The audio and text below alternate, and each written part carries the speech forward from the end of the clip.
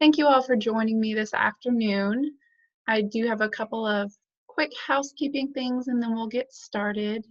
For those of you who may have just come on, please keep yourself muted and please keep your video off just so that it doesn't distract from our dyad videos.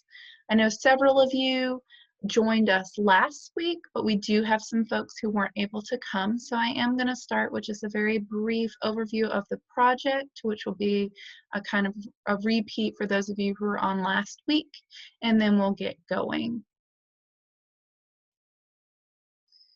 So this project was a happy accident. We had originally planned to do some in-person events using some contract funds from the Georgia Department of Human Services. And due to COVID-19, we had to halt all of our in-person events, as all of you have as well.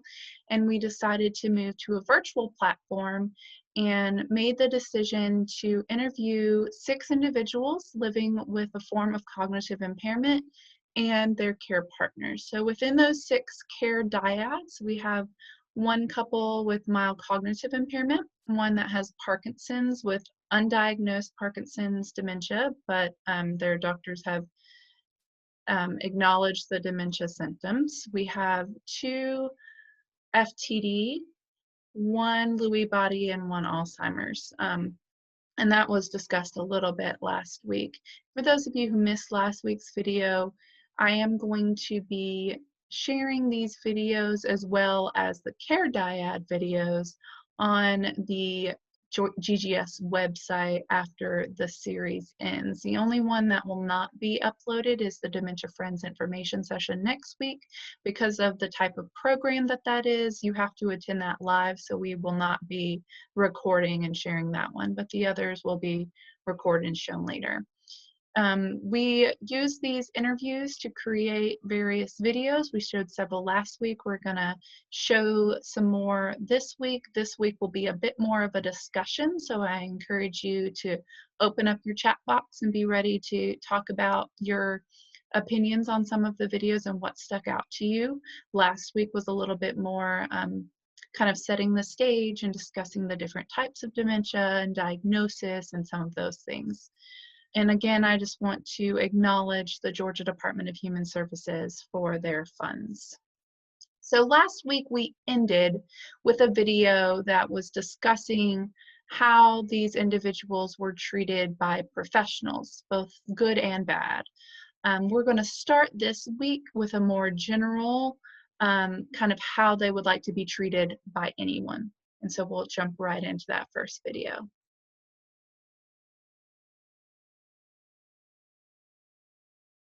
Given the opportunity, I mentioned that I was an activist in some things. It may be difficult to get that across, but just to let people know that, we're okay, that we're not unusual. Sandy is not unusual. You're not going to catch anything from her.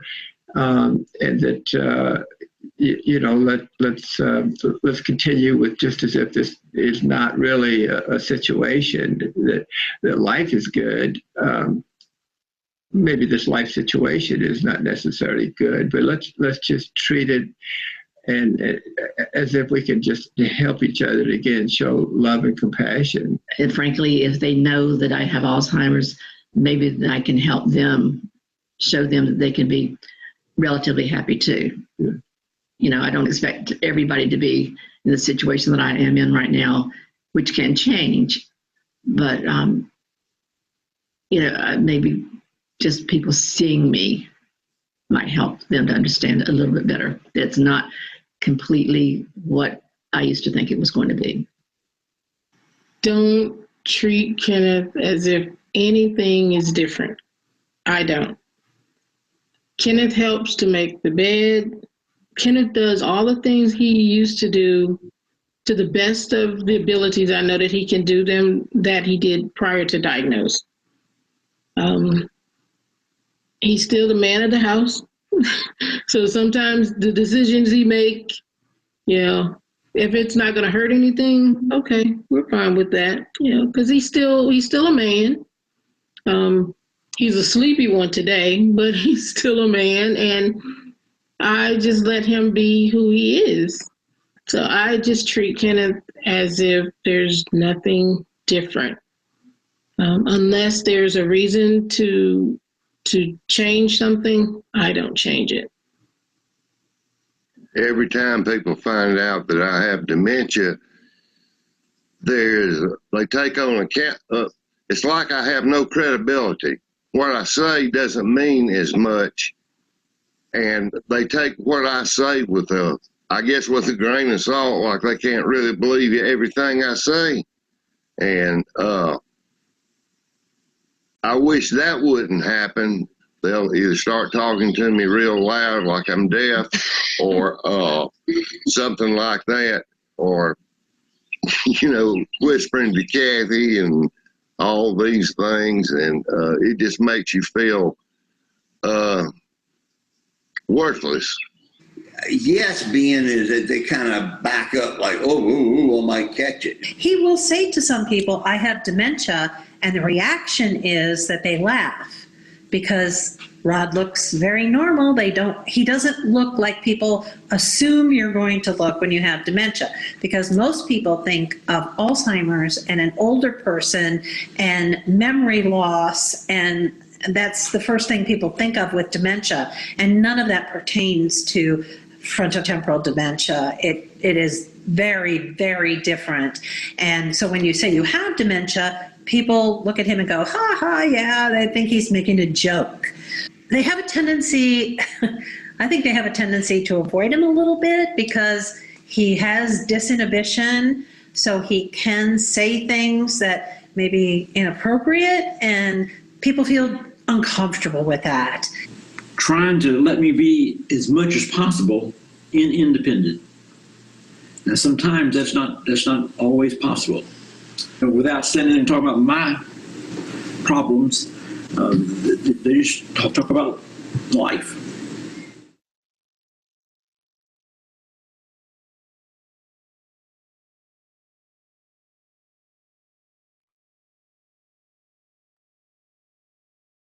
So I'd like to invite you all to type into the chat any initial thoughts that came from that video, anything that stuck out to you, whether it made you think about something new or reinforced something that you already knew because of your work. Just any thoughts, please type those into the chat.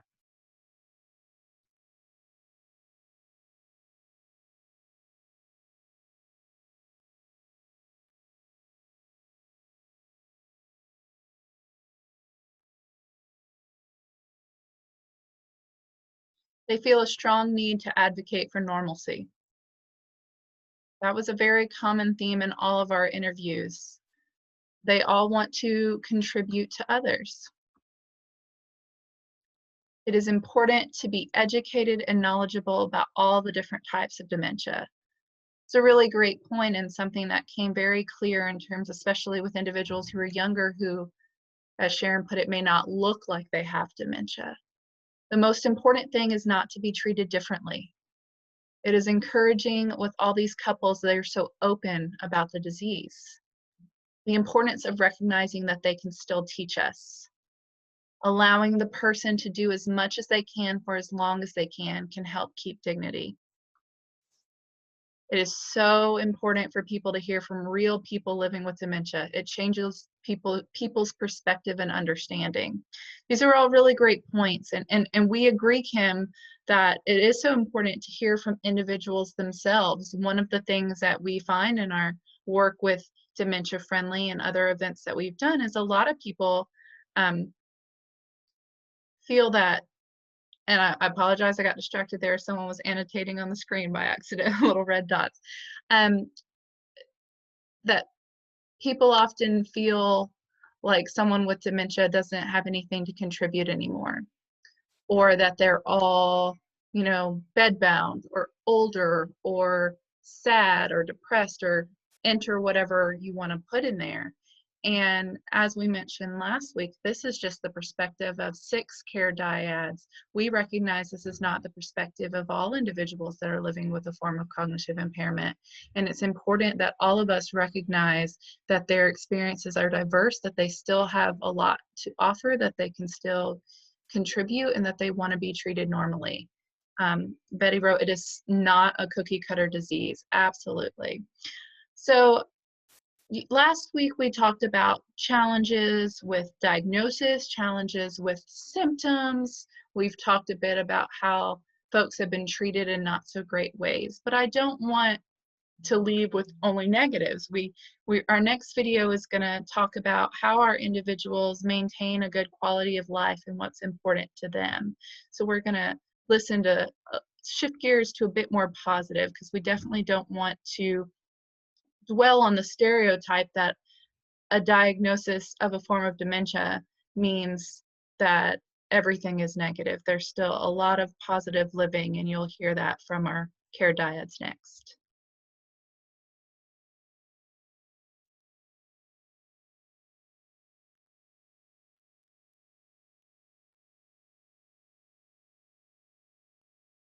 I want it all to be as normal as possible. If you understand what I'm talking about, you know, there's certain limitations about anything that you have to change a lot of times. Steve's always had a calm, unshakable sense of faith that everything's going to be fine. God's going to take care of it. We're going to put it in his hands. And, you know, once again, his bottom, he needs to have a t-shirt that says, but I'm doing better than a lot of people. I've spoke a couple of times for groups of people who work with the state, who work with dementia and things like this, and wanted someone to speak to them, and I enjoy doing that. Well, yeah, I was able to garden and did a lot of gardening, and because the way I planted, we always had more than we could eat. I was always going up and down the neighborhood giving tomatoes away and a lot of others, peppers and eggplant and just about anything I grew. I kept telling my neighbors there the last couple of years I've got the area, I've got the land, come and plant for yourself. I'll water it, I'll help you, I'll give you some guidance, but I just can't get out there and do it like I used to. And it was funny is that this year, a family of four, husband, wife, and a 15-year-old son, maybe, I think he is, and a 10-year-old daughter. Well, she is a gardener. She wanted it. And her and her father or her and her mother would come down and take care of it on every 2, 3, 4 days. And her father came down and told me one day, he said, I've eaten more zucchini in the last month than I have all my life. Tell her what you had, what you like. I don't know. You don't know what you like to eat? Mm-mm. What else do you do during the day? My chicken finger. Chicken fingers. You like chicken fingers. Mm-hmm. What about your music? Yeah, how about it? Okay. I shine like a diamond. Shine like a diamond. That's your music. Mm-hmm. What about your coloring? Remember you do coloring during the day? Mm-mm. You don't remember the picture you colored? Mm-mm. Okay. So what else do you do? What you watch on TV? Movie. You like movies? Mm-hmm. I drink my coffee. Drink your coffee. They didn't really bother him if he said no, but the music, he enjoyed that. He would get out of the car in the morning and go in dancing. That's why I said he danced when no one thinks they're looking. He thinks no one's looking. One of the things that I incorporate with him at least once or twice a week is I will take him to a store, maybe a large retail store, just so that he can walk, to really get him to walk. I see the sightseeing. Sightseeing? Every summer I would take him to Maryland and we would go and find something to do. Well, from day to day, I pretty much got into a habit of what I do, and I like that. I like to know that I'm going to do this and this, and not be just doing things at random, because that bothers me mentally. I get on my golf cart and I don't get out of the neighborhood, but I drive around the neighborhood, and I might not know people by names. I know them by face, and I speak to people as I ride by, and they speak to me, and I get along in that way. He does have a friend who comes over occasionally and spends a little time with him. I think this particular friend doesn't even think Philip has dementia, because he just talks and carries on about what's going on in his life without even a thought. But Philip has some friends. But you know what? That's one of the reasons I enjoy his visit, is because he talks to me like I have a mind. And that means a lot to me. You know, we just have worked out our life. It might not work for everyone else, but it works for us. An effort to stay in touch as much as possible. We started Zooming with our sons and the granddaughters on Sundays now. First we were FaceTime, now we're Zooming. But that family, also I think it stimulates the memory, you know, because you're in contact with them. There's another activity called Musing at the High Museum that we participate in once a month. We used to go there, but now everything is Zoom. So we learn about some famous artists and photographers, and some of their works are actually in the High Museum today. So we have a moderator that comes on, and it's interactive. We talk about the painting. She gives us information about the artists, and we have thoroughly enjoyed that. I work with models of airplanes and cars, and these come in a box in 100 pieces, and I'm exaggerating that. Okay, and there are instructions on assembly, and they are easily read and interpreted. And so I've been able to come up with some very nice, very decent models of airplanes, mostly, because I'm into the flying thing. So this is a fun thing for me to do. And it enables me, or requires me, to focus on what I'm doing, read the instructions carefully, and put those pieces together precisely like they're supposed to go, you know, and this makes the brain work. And so as a part of our schedule, we have new hobbies. And one, Albert's hobby is doing model airplanes and cars, and I do adult coloring. So when during a certain time of the day, we have a point where we call it a project. And so Albert goes into one room and works on his, and then I'm in another room working on mine. So we can have also kind of private time in your personal space. So this is one of the larger ones, okay? This is an Army type helicopter. If it's an Apache. It's an attack helicopter, the Apache, okay? But that's another, this is a P-51 fighter airplane. And then the only car that I have available today is this Volkswagen Beetle. Volkswagen Beetle. This was one of probably 10. And they're all kind of different. I can clean house, wash dishes, work in the yard, almost anything that I want to do. And it's so far that's working very, very well. I'm involved in a 12-step group, and I have learned that things are not happening at me.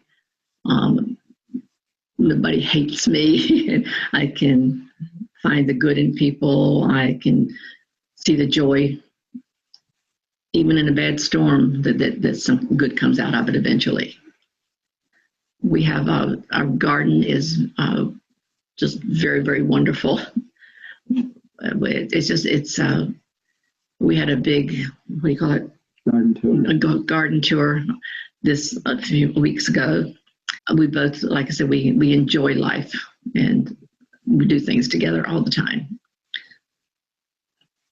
I just feel so fortunate for a lot of things. Rick and I are soulmates. I always talk about that. It's like we were meant to be together, and we have been together for many, many years. And it's really amazing that we always are going in the same direction. Frankly, being in the present as opposed to the future. She doesn't go with fear and worry. She stays in the present, in the now.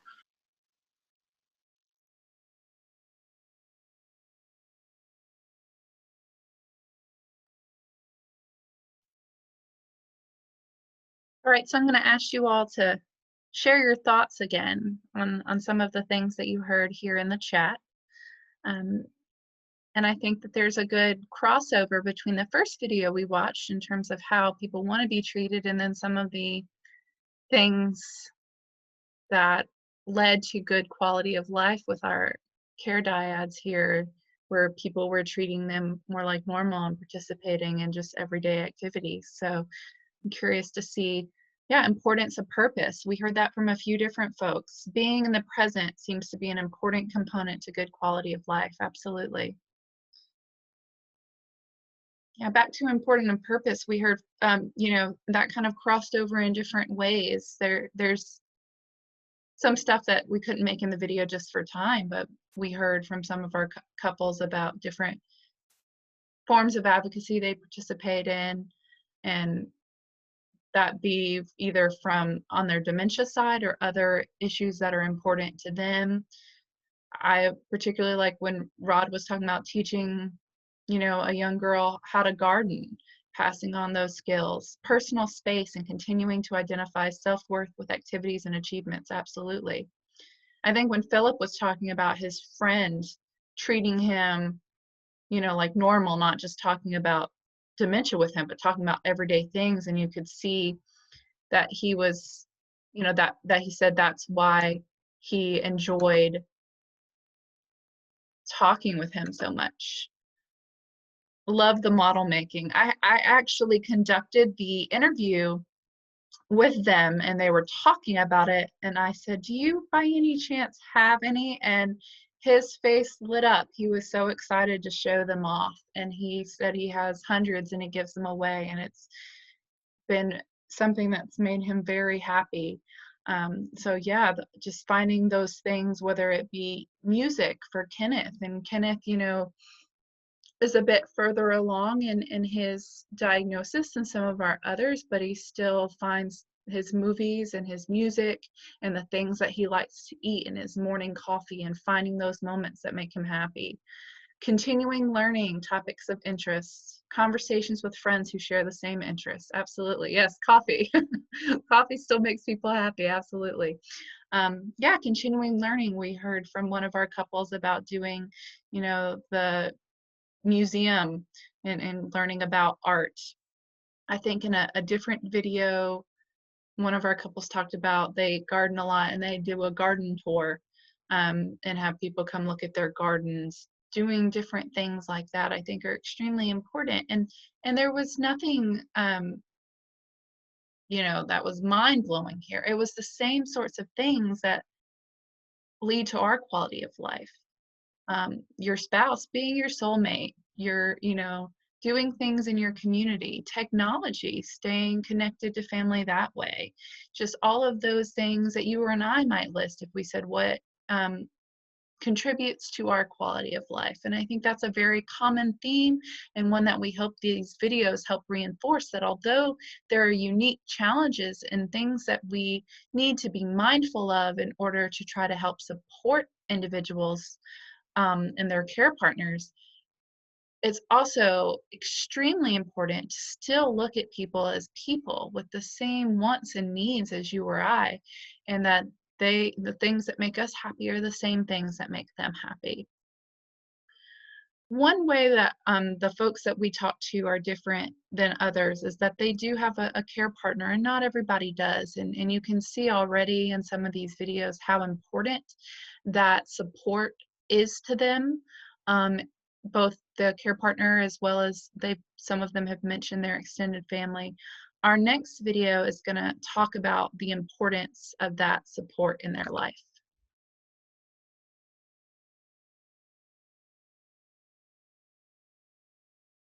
No one has checked to find out, well, how are you doing? How are things going? Do you need anything? So most of that is been very impactful on us. It's a one-man show. Most of the people that we know or associate with, are generally pretty nice people. Yes. And that's a blessing because, they are supportive one way or another, and we are accepting their support, because these are our friends or our close associates. Anytime I run into a blockade, then I got the blockade blocker sitting next to me. and so I have a support structure, and I think that's also very valuable, that people who have this kind of a situation need to have a support structure, even if they are as verbal as I am and are able to make decisions on their own. They still need to have that backup plan in place. She is my support system here, and that's, fortunately for me, something that I can count on in terms of being able to get through the day. And the neighbors will walk by, they, wave us at the window and stuff like that. We have our neighbors that surround our house, and they always stop and say hello and how we're doing. They used to offer quite often, could they bring us anything? And that was some time ago, and things were a little bit different then, but not a lot. So the neighborhood and the people that we used to associate with are still there. And I would try to talk to the boys about, look, you've got to help me with your daddy. Something is not right. He is, not behaving correctly and all these kind of things. And they could not accept it. Their acceptance level took forever. Since I've had dementia, I think I have been treated very, very well by my family in all respects. And in a lot of ways, they're my support that makes me be able to make it through the day, because they know what I have and they treat me like a real person. She is an angel. She does things for me, and I said a while ago that the doctor would not understand you, but she understands things just by the way I act. I don't even really have to tell her. She knows, and that gives me a peace of mind and an understanding that I cannot even have words to say. The position that I'm in or situation I'm in, I actually have a good quality of life. Sharon takes great care of me. When Rod was diagnosed, we have a pretty close neighborhood. And when he was diagnosed, I wrote a letter to everyone and explained what FTD was. And everyone says, well, call us if you need anything. So I made a list of things that would be helpful to me. And my neighborhood really stepped up and helped when he was diagnosed. So that was beneficial. And of course, the things that he used to do around the house, like the trash and the light bulb changing, the ladder climbing, all the handyman things. My children have stepped up to do those things. I have a certain number of people, certain people that will take me places that when I need doctors, when I have doctor's appointments or anything like this, they will be there to take me. And that makes life a lot easier, except you've got to remember, I've got to call somebody, I've got to call whoever's on On Steve duty. On Steve duty, and find out, can they take him to the doctor tomorrow? Or can they do this, that, or the other? We are very fortunate because we do have, we have a vast support system between our children and Damien, and our family and friends. They're always available, and they're always there.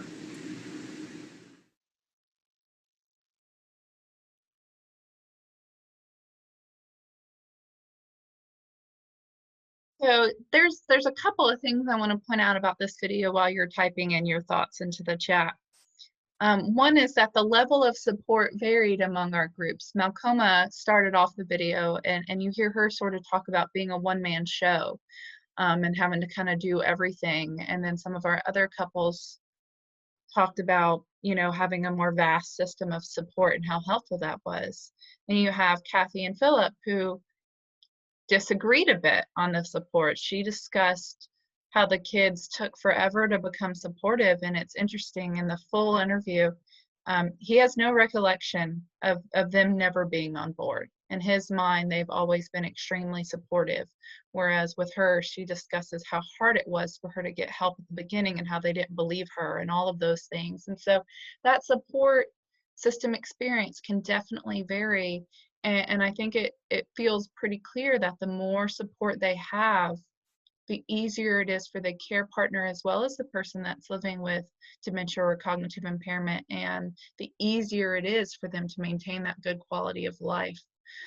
Crucial that caregivers have a strong support system. Don't be shy to ask for help. Blockade blocker. Yeah, that was one of my favorite things when they said that. I was like, that's amazing, and such a great way to describe those support individuals. What a difference a good support system makes. Unfortunately, not everyone has one. And I think that's really important to understand, that not everyone has that advocate, and how much more we need to keep in mind what individuals are going through and what they might need when they don't have that person there to help them ask for it. Sharon really asking for what she needs is so uncommon. It's more likely people take it all on themselves and don't make requests. That's very, very true. And one thing, yeah, we need to help train and empower caregivers to organize support. Absolutely. And one thing I think that also sticks out among these caregivers or care partners is the way that they're advocating for themselves and for the people that they're taking care of, and that they're sharing those things, which isn't as common among everyone. One other thing I want to point out with these is a couple of in this video as well as others, they talk about things that used to happen, and sometimes that might be because as their disease has progressed, they may not be able to do as much, but a lot of times it had to do with COVID. So for example, when they talked about, you know, people used to come by and help or used to offer things, the reason that stopped was because of COVID, not necessarily because they were no longer around. Or, you know, even before, when Rod said, I used to take the vegetables to the neighbors and things like that. COVID has its stamp on some of these. Support groups can be very helpful. Absolutely. We have one video that we're going to be showing at our 4th webinar where we discuss dementia friendly. But because you brought that up, Pat, I did want to just put a plug in. One of the, and that video is ways communities can help. And one of the things that came out of that is that so many of the support groups are during the day. So if you are a working care partner, it's not very helpful to you. There may be some in the evening, but by the time you've worked all day and then help take care of the individual that you're caring for, you're just too exhausted. And so there's a need to look for some other options there as well. But yeah, support groups can definitely help. And we also heard of other things that have helped individuals in our quality of life video. We heard about how a 12-step program, which is typically used for other options, had some really helpful things in terms of thinking about the diagnosis. So people are finding help in different ways. With all of the questions that we asked, it was very important that we asked the individual that was living with the disease first for their perspective. And then we invited the care partner to add any additional thoughts or to clarify anything. But this last video that we're going to show today is words of wisdom from the care partners themselves. We didn't necessarily ask them that specifically, but different tips and tricks and things that have worked for them came up that we decided to make another video sharing some of those things, because we thought that there were some really good sort of tips and advice that might be helpful for folks early on in a diagnosis who are become a care partner, as well as someone who may have been a care partner for quite a while, just to hear what's working for them that might be helpful. So we're going to watch that last video.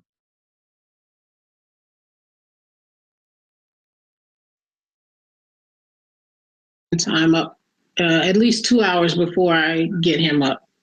And I spend time with myself, be it a cup of coffee, be reading a book, out hearing the birds chirp before the world really wakes up.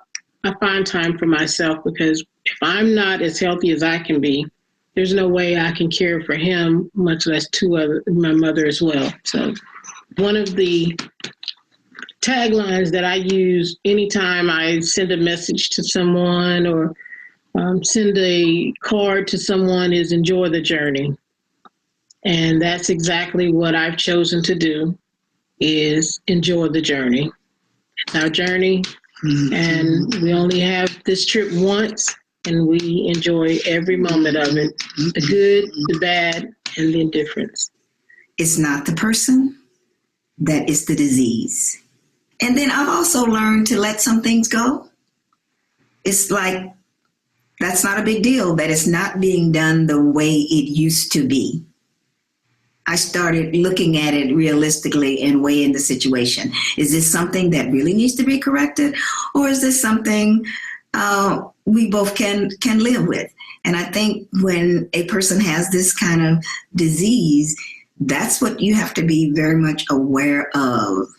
Some people call it picking your battles, but that's also something you have to learn as you continue with this journey. Any kind of involvement that enhances the understanding of the disease, we've been very open to it. We participated in a study that was with the nursing school at Emory. So we've kind of been open to anything just to learn more about it. We found that some people delay telling family members.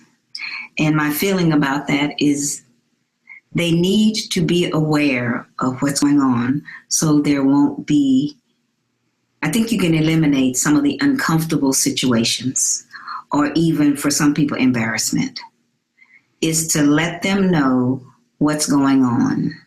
I feel very strongly about that because if these are your friends and family, I think by and large they will understand. But it also, when that person who has the disease is around, then people know and are not whispering or asking questions like, what's wrong with him? He wasn't like that before. I think you can eliminate that if they know. But once we understood what was wrong with him, it was good. I could cope with all of that. I just needed to know a reason for his behavior. I run into a lot of people that will say, because I have a caregivers group, and they'll say, well, mom just has dementia. The doctor said she had dementia. And we're like, what kind of dementia? You have got to know what kind of dementia so that it can be treated properly. He has made his own decision to not put himself in situations that agitate him. Noises agitate him, crowds agitate him, lots of going on. So that's how we've worked out our little system. My mantra in life is I don't go far, I don't stay long, and I'm only a phone call away.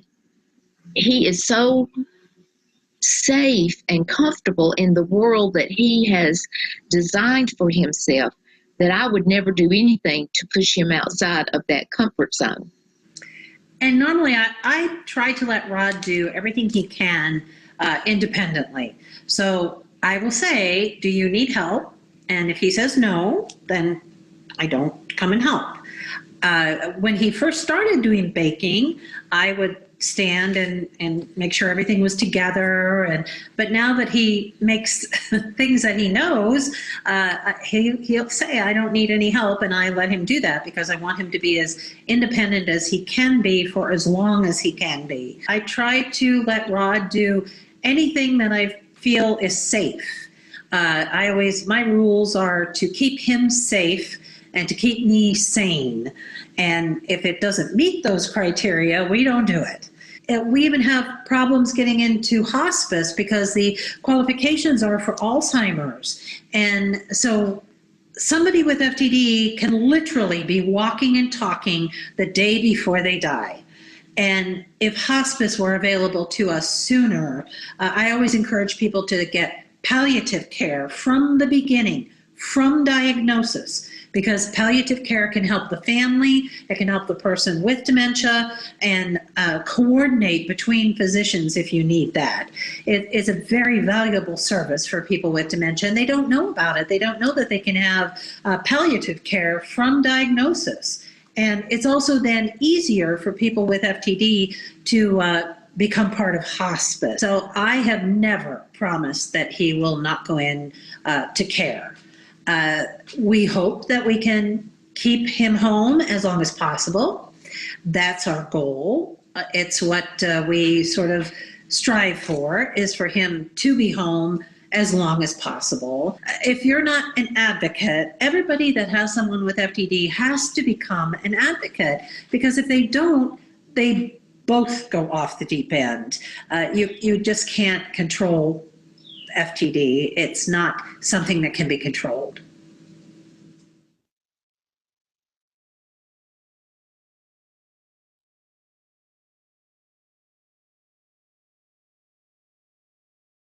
I've got one comment already. As long as it's not a safety issue, let the person do whatever they can still do. If they don't do it right in the grand scheme of things, does it really matter? And I invite all of you to, again, put your thoughts in. And were there any common themes that you noticed across, there were a couple of things that more than one person shared. I think one thing that sticks out to me is folks have really sort of created the routine that works for them, both for the individual living with the diagnosis as well as the care partner, because self-care is very important, and so it needs to work for both parties. It can't just be all one person, and figuring out kind of what works for both of them has been extremely important. Also talking to your friends or family early on was something a couple of folks mentioned, in terms of not trying to hide it, but just being open about it and sharing that information, being that advocate and letting folks know. And as you mentioned, trying to keep folks as independent as possible, let them do the things that they can do, and keep in mind that safety.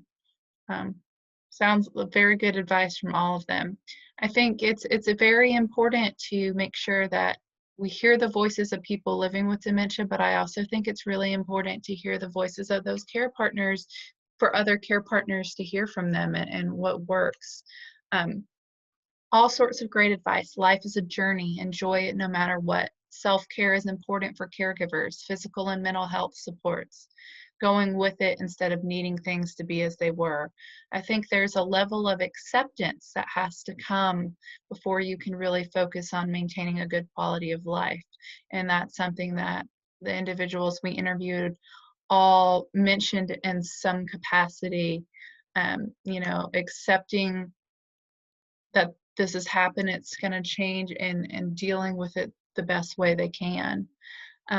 Kim put a great video in the chat about palliative care, and the difference between palliative care and hospice. And I understand those of you who will watch this recording later won't have access to the chat.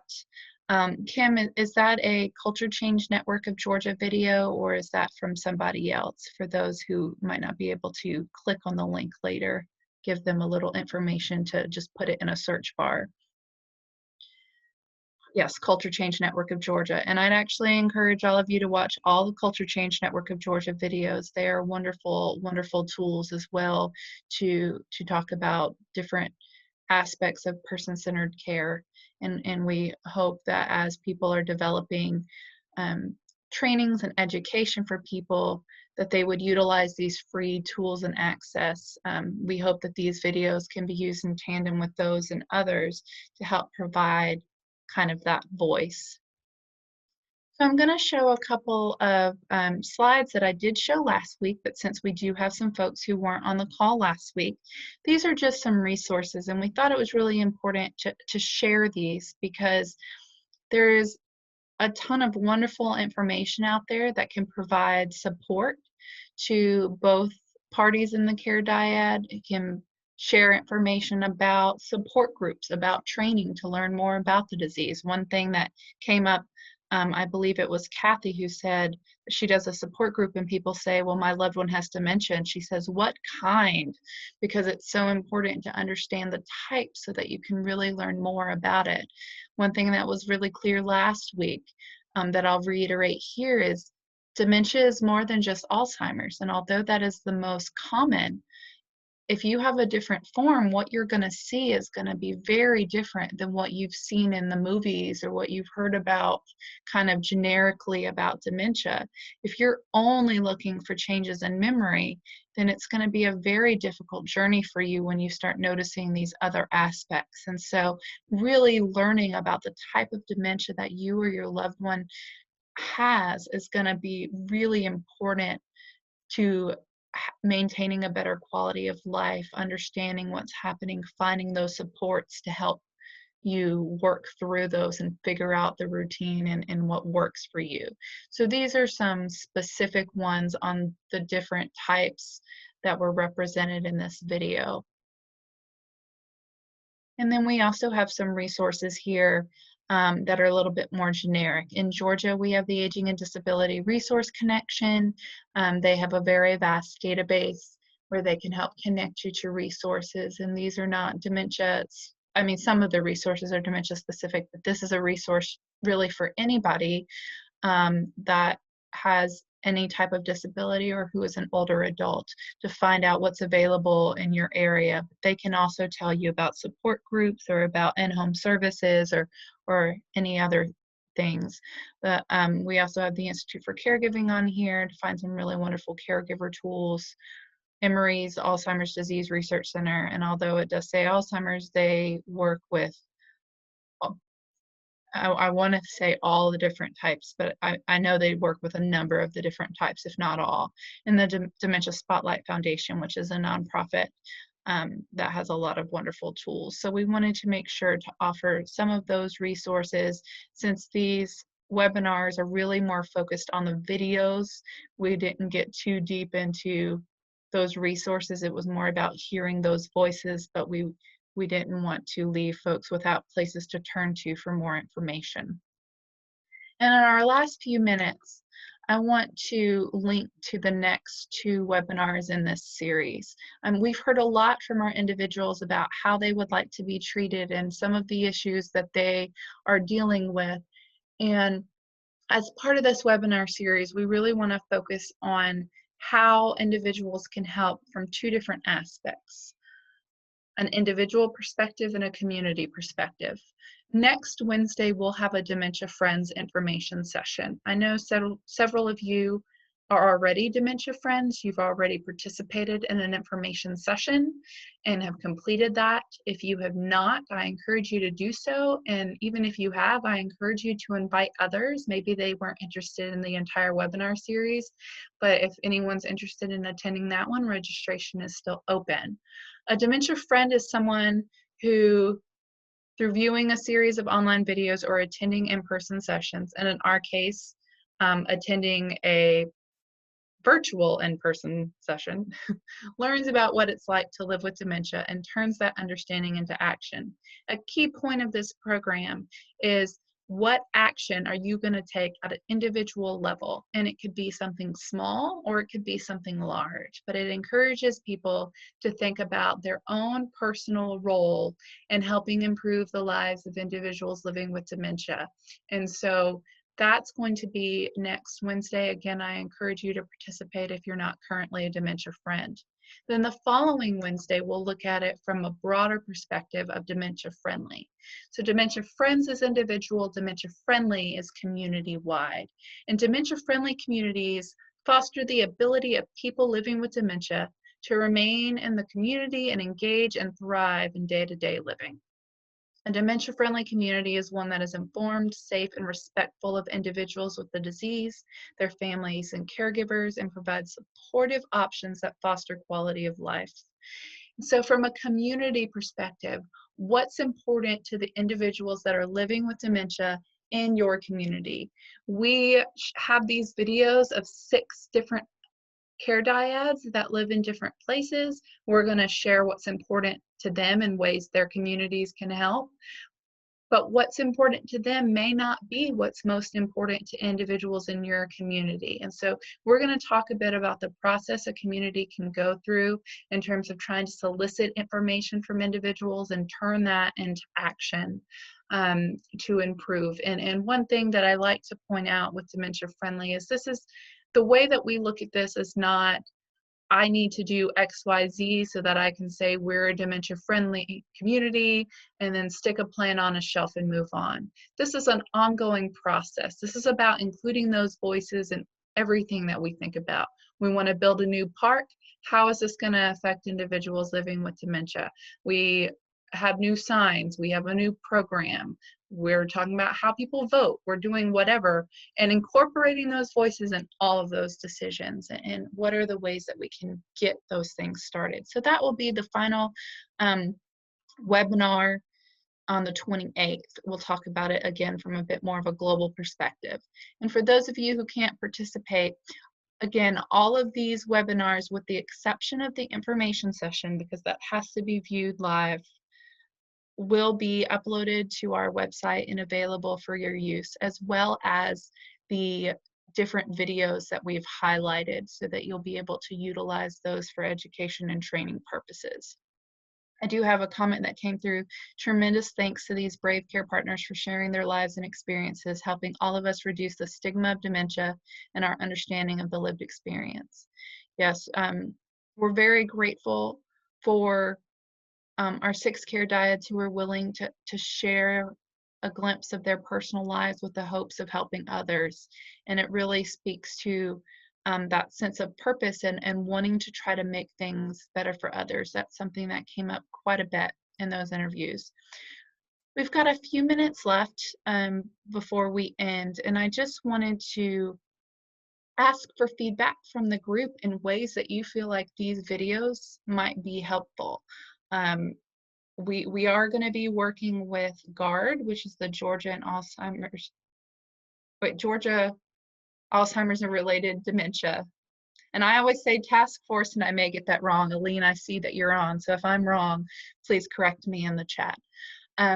We're going to be working with them and sharing this with their workforce development and groups to see if there's ways they can incorporate these videos and possibly create others from the raw footage in other ways. But if you've got trainings or support groups or other places that you can see that these would be helpful, again, they'll be on the website and available to you, but I'd love to hear if there's ways that you think that these would be helpful in the work that you do, and anything that we can do to help support that. So feel free to type that in. Oh, collaborative, yes. So the other group is the advisory council that are made up of people appointed by law. Yes, thank you, Aline. So it's the GARD collaborative. And I think I'm still using old terminology from back when everything was created before we officially named things. So that's my fault for not keeping up with the correct terms. We have a comment from Pat. Hearing from care partners who are dealing with the challenge of having their care partner in a facility would be helpful. Yeah, that's a really great point. Someone else mentioned they still get it wrong. Thanks for that. Do you know how long they will be available for? We are planning to post them on our website and keep them there. So I teach an undergraduate course focused on aging and would love to incorporate lived experiences in the content I offer students. I am hoping to upload these first two within the next week, and then I'll upload the last one the week after that. We were waiting to get the videos that we had a slight name issue that we wanted to edit and get those, and so we'll be sharing all of those. These videos emphasize individuality. It is always great to be reminded not to put someone in a box. Absolutely. And as we close out, I know I've said this a few times, but it's very important. We recognize that these experiences do not speak for everybody. We do not want these videos to represent everybody's experience, everybody's challenges. We hope this is a way to get the conversation going. In the past, we've used videos that were from people in other states or other countries, and we really wanted to hear some voices from Georgia. And that was one of the reasons that we wanted to do this. But again, those are going to be different. And Kim reiterates something that we throw around a lot because it's so true. If you know one person with dementia, you know one person with dementia. Another comment, dementia care is a wide deficit for incoming students, and many feel very unprepared and work with those living with memory care needs. That's very true. And I know that the GARD workforce development is trying to tackle some of those things. We shared in last week's webinar a resource that was developed by GARD on core competencies. So that link is in that webinar. And that's a good place as well to kind of help people learn about some of those things. But there's a lot of the training that is currently available does not incorporate the voices of the individuals themselves, and that's something we feel is important. And it's not always possible to bring in somebody and get that experience live. So we hope that these can help fill that need when somebody local isn't available. I want to thank everybody for participating both last week and this week. I encourage you to attend the next two sessions or invite others to do so. If you have any final thoughts, feel free to put them in. I know this week's webinar was a bit different. We really wanted to hear from you all kind of what stuck out from you and really just highlight the videos and let them stand out for themselves. But we are closing in on time. So feel free to send me any information if you have any thoughts afterwards. And again, these are going to be available for free on the website for people to use. We just ask that you limit that use to education and training purposes and not use it for any sort of marketing or other purposes. We did get a thank you to myself, Victoria Humley, and Celeste Green, who were involved in kind of the editing and interview process. So yes, thank you to my cohorts there, Victoria and Celeste, for your help. And we'll close with a thank you to the couples willing to share their stories. That seems like the appropriate place to end. And with that, I would like to again thank you for coming. Hope to see you virtually in the next couple of weeks. And please feel free to utilize these and help share these wonderful stories and advice with others. Have a wonderful day.